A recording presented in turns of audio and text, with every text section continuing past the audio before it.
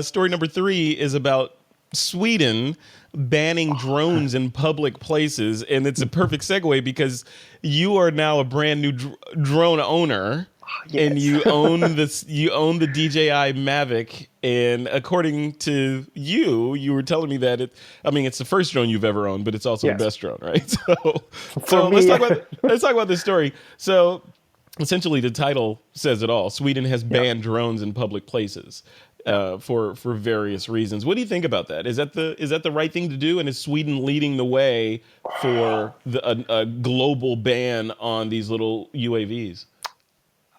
I lived in Denmark for 6 months back in the days.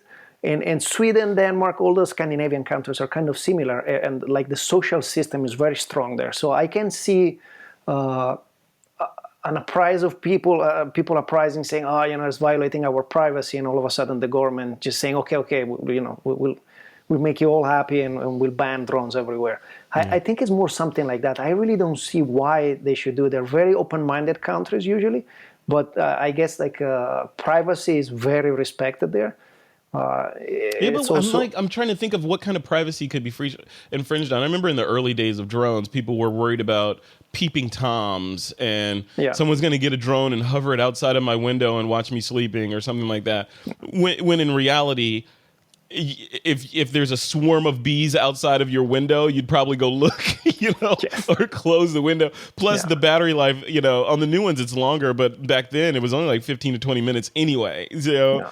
So I could see that, and then I've seen videos on They YouTube. don't mention in the articles any precedent. I looked around. No. It's not something that triggered this. It's like all of a sudden they decided, okay, you can still get a license, and with the license you can fly your drone wherever you want. So I don't think it's forbidden, period. Did they mention what the